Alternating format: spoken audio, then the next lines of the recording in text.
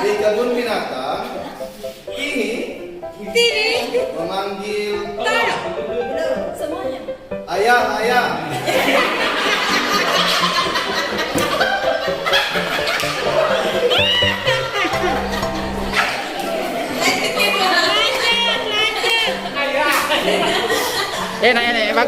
Bagus.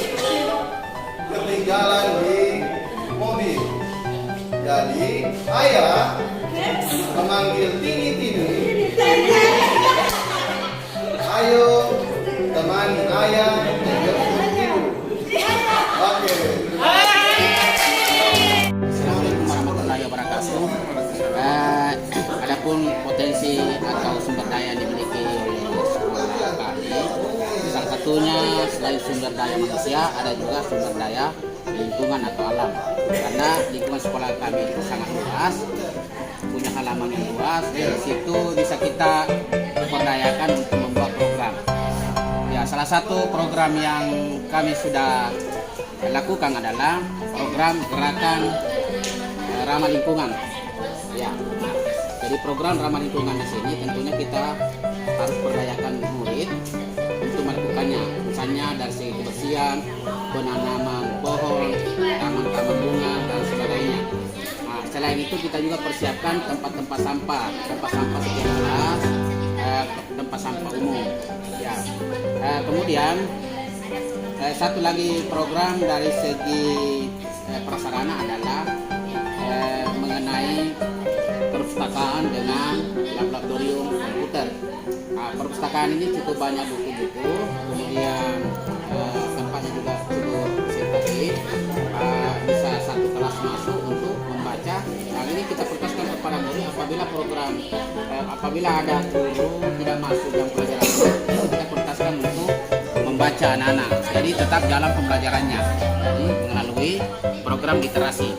Nah, selain itu juga kita upayakan masuk di ruang komputer, ya, mengenai digital, literasi digital, supaya anak-anak terbiasa mengolah literasi digital, bisa dia membuka sumber-sumber baca melalui internet, yang tentu kaitannya dengan soal-soal UNBK, ya, seperti itu.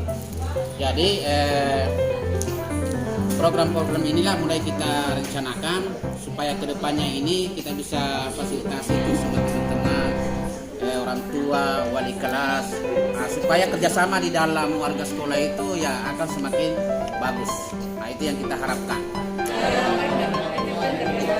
Pertama-tama saya akan memperkenalkan diri. Nama saya Eka Novianti S. Armal SPD, perwakilan dari kelompok 1. Saya berasal dari Taman Kanak-Kanak, ya, tepatnya TK Dharma Wanita dan Bangloy. Terima kasih Pak aplausnya. Iya. Pak, saya grogi kalau terlalu dekat Pak. Ya. Saya berada di depan sini untuk mempresentasikan tugas kelompok saya membuat rantai hasil. Jadi program yang kami pilih itu programnya kalau tidak salah Pak Anwar. Ibu juga pasangannya dari Pak Anwar. Geliga, ini balsam Geliga Pak, agak panas sedikit. Jadi Geliga itu gerakan literasi digital. Ya. Sesuai dengan ini namanya Geliga, berarti panas, berarti kita juga harus bergerak dan literasi digital. Pertama-tama saya akan membacakan tujuannya atau capaian antara Kapkom, yaitu siswa dapat menggunakan perangkat digital secara bijak, kreatif, dan bertanggung jawab dalam pembelajaran. Jadi ini adalah tujuan dari Geliga, gerakan literasi digital. Kemudian ada dampak, impact-nya adalah siswa dapat menggunakan IT dalam menghadapi era globalisasi industri 4.0. Ini dinamakan dengan keterampilan abad 21. Oh iya, betul Pak. Luar biasa ini. Kemudian aktivitas apa yang akan kita lakukan di gerakan literasi digital? Yang pertama, menyediakan peralatan seperti laptop, LCD, dan tentunya saja ada jaringan. Kemudian di sini muridnya, yaitu aktivitasnya adalah murid menggunakan HP sebagai kegiatan literasi digital. Kemudian guru mendampingi murid dalam pemanfaatan digital. Kemudian hasil langsung atau outputnya yaitu tersedianya peralatan IT tentunya. Yang kedua, murid membawa HP. Dan yang ketiga, murid didampingi oleh guru saat kegiatan literasi digital. Kemudian inputnya, yang pertama ada waktu, ada guru pendamping, dan tentunya saja kita berbicara tentang literasi digital, tentunya disediakan adalah peralatan IT. Ini sebagai inputnya. Inilah pemaparan saya dari kelompok 1. Saya ucapkan terima kasih. Saya sempat disuruh untuk melatih teman-teman mengenalkan Gmeet atau Google Meet pada saat proses penerimaan siswa baru, di mana pada saat penerimaan siswa baru itu kita belum bisa tatap muka secara langsung seperti saat sekarang ini secara terbatas. Apa yang terjadi? Ternyata pada saat itu kita dibantu oleh beberapa pengurus OSIS. Yang jadi membuat saya agak kagum itu adalah ternyata digital. Saya setuju dengan apa yang diungkapkan oleh kelompok ini. Ternyata termasuk saya. Ternyata saya tadi yang pernyataan Pak Amir tadi bahwa kita cuma sebatas memperkenalkan ke siswa apakah dalam bentuk slide-slide dan sebagainya. Padahal ternyata di luar dari pemikiran kita, ternyata siswa itu memiliki kemampuan yang melebihi dari kita guru. Terus terang pada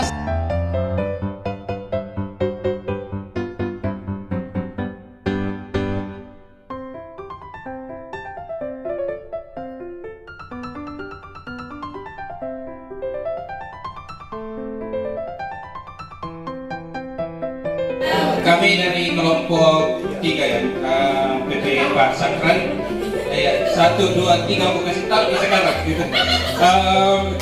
Nama kelompok kami itu Gelisah. Jadi harus ada hanya di belakang, harus gelisah.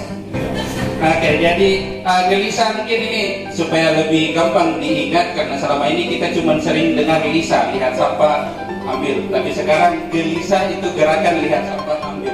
Ya, kita cuma dipaksa kreatif sedikit karena yang lain lucu-lucu, kita paksa lucu juga. Tapi nggak tahu ini lucu atau tidak. Oke, ini atau ketawa gitu dulu deh. Oke, suara saya besar gitu. Jadi selanjutnya ini simple. Jadi seperti ini saya tanpa kita jelaskan dengan baik ini bakalan dipaham karena ini gerakan lihat sampah ambil itu simple. Jadi tujuannya adalah siswa memiliki kebiasaan untuk membuang sampah pada tempatnya. Jadi ini kembali ke kebersihan lagi. Ini kita ambil dari Pak Amrin sebagai guru IPA yang peduli lingkungan seperti itu.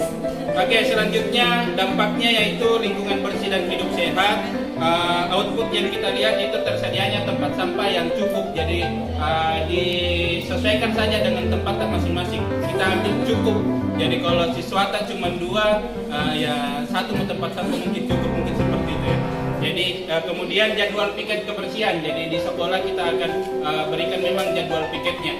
Kebersihannya seperti apa, ini nanti disesuaikan lagi di sekolah masing-masing piketnya seperti apa. Kemudian aktivitasnya yaitu menyediakan tempat sampah, menyediakan peralatan kebersihan, jadwal piket, dan melakukan pendampingan.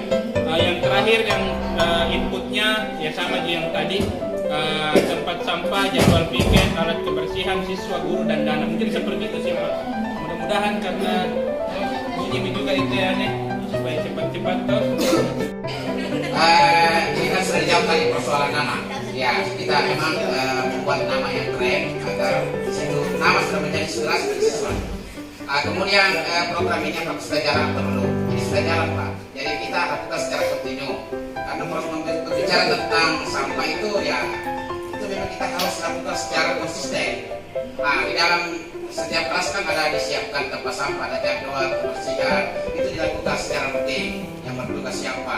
Kemudian mengenai tempat sampah umum juga ada, itu dilakukan setiap minggu. Jadi setelah tempat sampah di setiap kelas penuh, itu harus dibuat di tempatnya. Persoalan mengenai pembagian sampah organik dan anorganik, itu kan dibuatkan lagi program lain lagi dari sampah itu.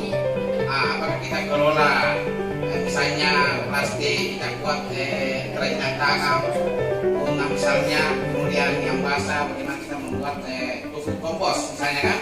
Itu dibuatkan lagi program berikutnya untuk menampung sampah itu. Ini satu program kecil, tapi menjadi kebiasaan bagi siswa itu luar biasa.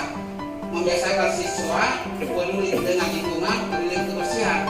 Itu dulu yang kita tanamkan kepada siswa supaya terbiasa melakukan kebersihan yang ada di rumahnya. Itu dampaknya juga pada lingkungan masyarakat. Nah, itu yang kita harus lakukan secara konsisten dan bertanggung jawab.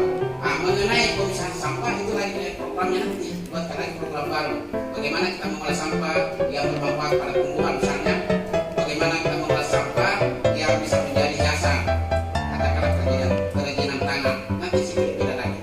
Oke, itu tambahan dari saya. Terima kasih. Assalamualaikum warahmatullahi wabarakatuh. Dua kemungkinan yang akan terjadi dari program Melisa. Yang pertama, dari segi dana, risikonya itu dana yang tidak efektif. Jadi mungkin ada dampaknya di situ, dananya kurang kah? Dan untuk risikonya ini masuk di kategori sedang. Strategi pengendaliannya untuk dana harus ada efisiensi. Jadi dananya digunakan disesuaikan dananya dengan anggaran sekolah. Yang kedua, risiko yang kedua yaitu pengawasan siswa yang kurang efektif. Jadi biasa dalam pelaksanaannya ini program ketiga, sumber informasi, guru, murid. Kemudian metode yang kami gunakan yaitu wawancara dan observasi. Kapan dan bagaimana ketika program ini berjalan. Segitiga, inilah huruf A, seperti angka 1. Inilah huruf I, dan seperti ayunan. Inilah huruf U, 3 jari ke samping. Inilah huruf E, ekspresinya.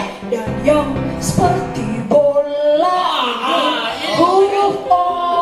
Semua kita ingat A, I, U, E, O.